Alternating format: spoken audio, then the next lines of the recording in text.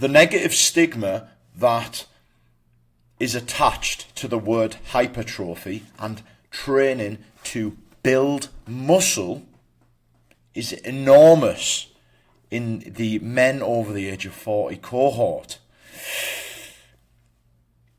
We're going to go into this mindset today and how effective hypertrophy training block can be in your desire to build a strong, resilient body. For those of you that are new to the channel, welcome. It's great to have you here. My name is Paul Green. I'm a former British paratrooper and Special Forces Support Group operator. A lot of the time that I served, I was in the gym training a lot of elite men in these units, including the ones in the RAF, the Royal Marines, and the Paras.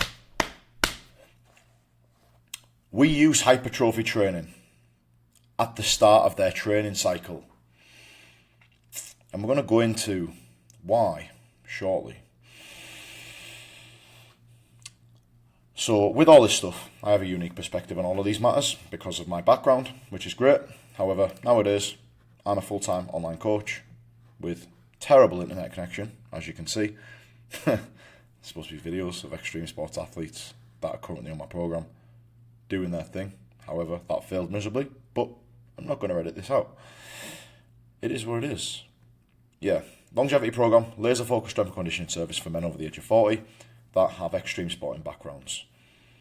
The longevity program aims to keep men doing the endeavours in which they enjoy for many decades to come without the limitations, without the mindset that age is a limiting factor.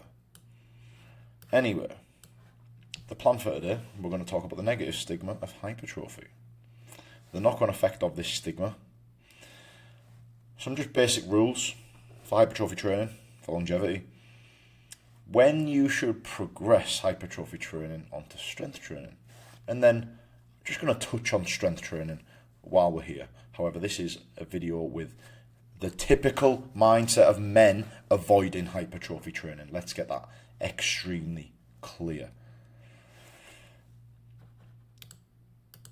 So if that sounds like something that you would find useful, and if that is you, if you are one of those individuals that avoid hypertrophy training because of the negative stigma that surrounds it and the insecurity that is attached to the idea of improving the size of your muscles, then this video is going to be great for you. And it's not going to be a very long one, gentlemen. So, 10, 11, 12 minutes is all I reckon I'm going to take on this one. So I'm just going to have a drink and then we're going to get started.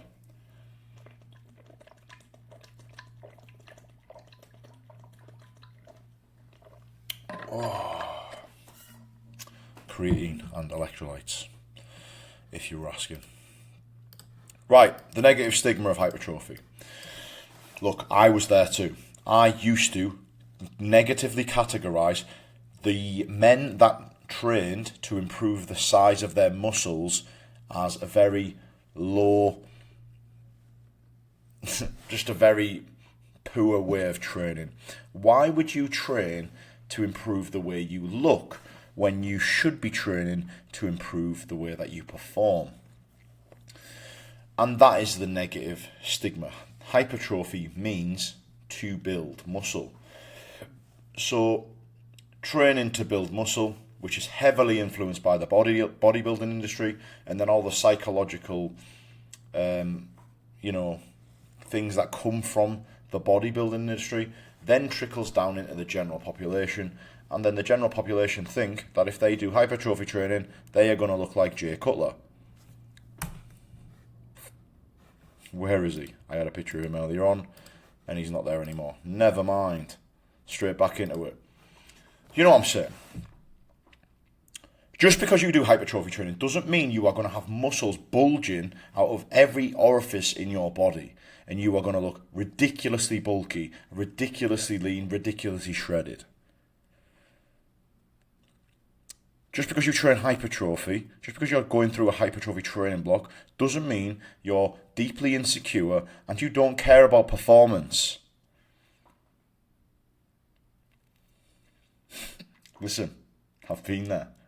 I swear to God, I have been there, and I have actively criticised men that train hypertrophy for years. Why are you training? To be good in the gym. Shouldn't your priorities be, matters elsewhere? As soon as you leave the gym, you're going to be absolutely crap. All of this stuff, being exactly the same shoes as you. If I've missed any negative stigmas on hypertrophy, drop them in the comments below. Because this is unproductive, and that's why I'm making this video. Just to give you a warning that this can lead to an issue, which we're going to talk about. So with that negative stigma, the worst thing that can happen is you just don't train. You do not want to look like a bodybuilder, because hypertrophy is associated with bodybuilders. You do not want to look like a bodybuilder, so you will not go to the gym and lift weights, and you will choose training methods, modalities in which do not have you lifting weights, because you think that lifting weights will then categorize yourself into, this potentially ridiculously insecure, crazy body dysphormia type of person who cannot eat X, Y, and Z because he's too busy worrying about the size of his muscles and his body fat percent. All of that stuff. The knock-on effect of that is, because of that, all of that negative association with the word hypertrophy, because it's heavily linked to bodybuilding, you will not do any hypertrophy training. You will do nothing. That is the worst possible knock-on effect of this stigma. And this is very common in women. Now, I do not train women. I avoid training women.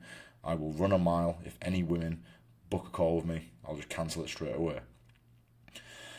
But women, this is very common in women, right? Because they do not want typically to look bulky, they will avoid hypertrophy training because they have a fear that it will make them too muscular and look too masculine. And not many women enjoy the idea of them looking like that. However, this happens in men as well. It's common in both. But it's very common in men over the age of 40 from my experience.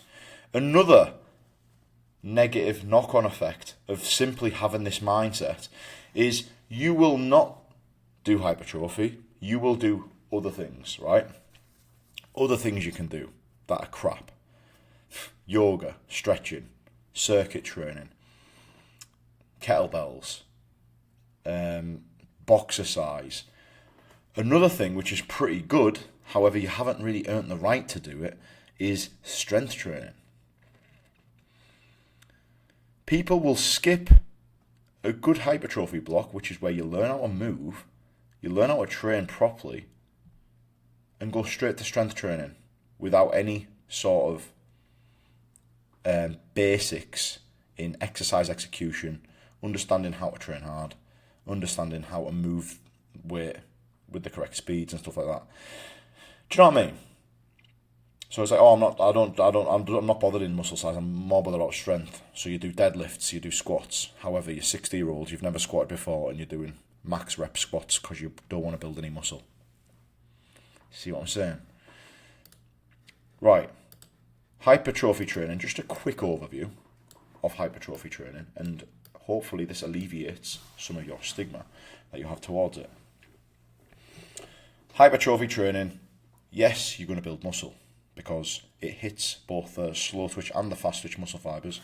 So yeah, your muscle fibers will increase in amount and in size as well, because of the demands, the different types of demands you're placing on the muscle. With hypertrophy training and everything, you should aspire to have perfect technique. If you don't care about your technique when your technique has a direct positive impact on your body, then you are mental. It's your body. It's not somebody else doing a crap technique, it's you investing in your body. Every time you invest in your body, that either has a negative or a positive return. I'm not saying your technique has to be perfect, because perfect is impossible. But having the aspiration to have really, really good technique is definitely a must for hypertrophy training. Most movements with hypertrophy training must have a full range of motion. Most. There's going to be somewhere it's partials, somewhere it's half. It's absolutely fine. Most. 80-90% full range of motion. Control tempo with hypertrophy training. You gain the most muscle on the eccentric portion of the repetition. That is when the muscle is lengthening under control. That is when you gain the most strength and muscle. Mental, isn't it?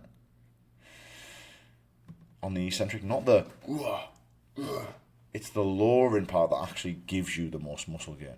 So the control tempo would then mean that part of the rep, you actually take more time doing that than the other parts of the rep. 5 to 20 repetitions. Usually, typically people do 8 to 12 for hypertrophy. It's fine. There's not too much of a cap. It's quite flexible in the range in which of repetitions you can do. That's what people usually don't understand. But the most important thing is each working effort is close to failure, if not to failure. I'm being generous by saying close to failure. Should be to failure, really. However, the earning the right to go to failure is going to take a few weeks. And with hypertrophy training, weekly volume is maximised. So if you want to train your chest, or you want to train your arms or your legs, you want to be trying your hardest to improve. Find sneaky little ways to improve how many sets you do on that muscle group per week. The more sets you do per week, the more muscle you gain, the more effective that hypertrophy training block will be. Does that make sense? While I'm here, right, I'll just go a layer deeper and I'm going to make it relevant to injury prevention. Aspirations to have perfect technique and full range of motion. If you've got full range of motion, yes, you are going to strengthen and build the muscles to a higher amount. However, if you are training at full range of motion, your joints are going to get stronger. So if you're training using movements that have mostly a full range of motion, your joints are going to get stronger through their full range. That's a side benefit of this. Control tempo. You now understand, when you've done this for a few months, you're going to understand how movements feel, how moving resistance at high loads is going to feel. You're going to be in control of a lot of weight, putting a lot of pressure on your joints. You're going to be in control, full control. You're going to understand how different repetitions are going to feel different. Low repetitions that are close to failure are going to feel heavy. Higher repetitions that are close to failure are going to feel a little bit lighter. However, you're going to understand that both sides of that scale are going to equal similar amounts of muscle gain. And what you're going to understand is you can do more volume, and this is just going to make it more muscle gain. So, me as the longevity strength coach is telling you there is huge injury preventative benefits to hypertrophy training. While I'm here, I'm going to touch on strength training, right? Because I believe strength training should come directly after a hypertrophy training block. Rule number 1, you should aspire to have perfect technique. Like we said before, everybody's different. Everybody has different levels of flexibility. However, you should try and improve your technique and find ways to make your technique a little bit better, whether that be raising your heels on a squat or on a single leg RDL, using a wall for balance instead of wriggling all over the place like a lunatic. But however, the aspiration comes from you trying to improve that technique over time. With strength, more compound movements are introduced. Compound movements are not the greatest in building muscle, but they are the greatest in building strength.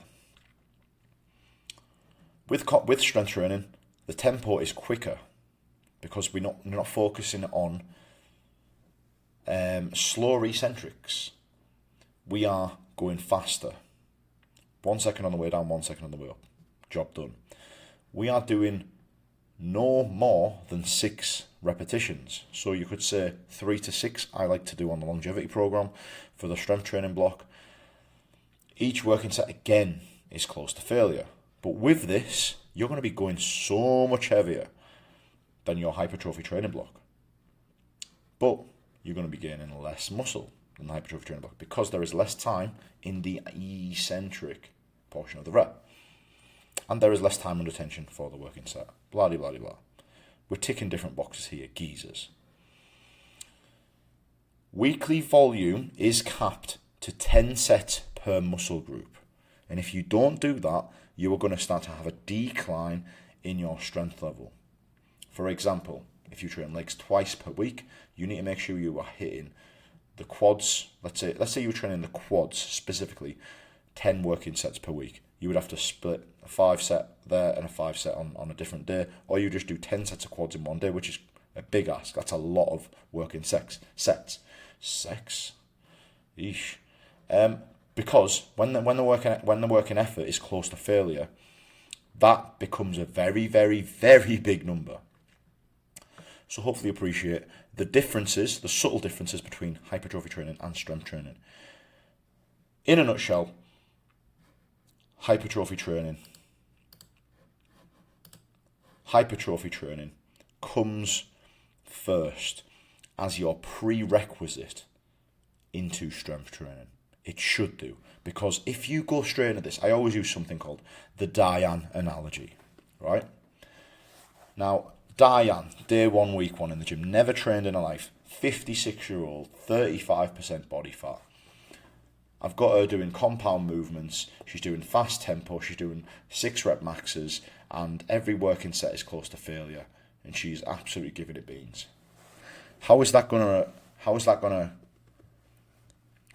to do for her joints? So I definitely believe with those that are untrained, that have been out the loop for a few years, that are too busy focusing on rock climbing, mountain biking, free running, skateboarding, skydiving, martial arts, you lunatics that are too busy with other disciplines, do not simply go into the gym and jump straight into strength training, or do not avoid the gym because of the negative stigma that is attached with hypertrophy training. Hypertrophy training is fucking absolutely awesome. My plan was to talk about the negative stigma of hypertrophy. Huge negative stigma, and rightly so. Honestly, it is scum. A lot of it is scum. But it's useful for injury prevention. The knock-on effect of this stigma, we've talked about that as well. We've talked about the rules of hypertrophy training for longevity, when to progress it onto strength. You would progress this onto strength when your hypertrophy plateaus, and let's be honest, you are getting proper bored of hypertrophy training. You're really bored of when your motivation and your results, your numbers, are starting to flatline a little bit. And then you progress it onto strength to put more stress, calculated, strategic, conscious stress through the joints at a faster pace. So then your joints go from being reasonably strong to now you're building resilience in them joints. And by the end of a strength training block, there should be no question, there should be not even a tiniest inkling of thought that your reoccurring injury is going to come back. However, just to solidify that, on the longevity program, you then do an athleticism block after the strength training block, where you build power and speed. After that block, there is absolutely no question. Yeah, but that's me. That's how I do things for the geezers. My promise was you will understand how effective a hypertrophy training block can be in your ambitions to build a strong and resilient body, in particular in that preparation phase to get your body ready for a good strength training block.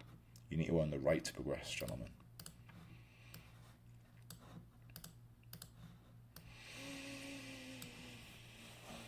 And that's what I say. You earn the right to progress. The movements are more controlled. The weight isn't as heavy. The intensity is still there. You learn control at the lengthened positions of your joints. Because, let's be honest, how often are you training at the end ranges of your joints? Now, do you know what I mean? And then going straight into the end ranges of your joints on a compound movement for no more than 6 repetitions, as heavy as you can go, without control. You need to do a period, 3-4 months of control before you then start being less controlled, and then the athleticism, which is the power and speed, where it's just like, bang! And that's the way I do things. And that's the way I recommend you do things as well. However, this is a hypertrophy video, and this is me fighting the fight for hypertrophy for injury prevention. Gentlemen, I said it was going to be 10, 11, 12 minutes. It was 21 minutes. However, if you stuck around, I appreciate your time. Hopefully you found this useful, and hopefully it gives you a bit of a kick up the arse to get into the gym and get this done in order to build a stronger, more robust body, in particular your joints. Right, geezers. See you tomorrow.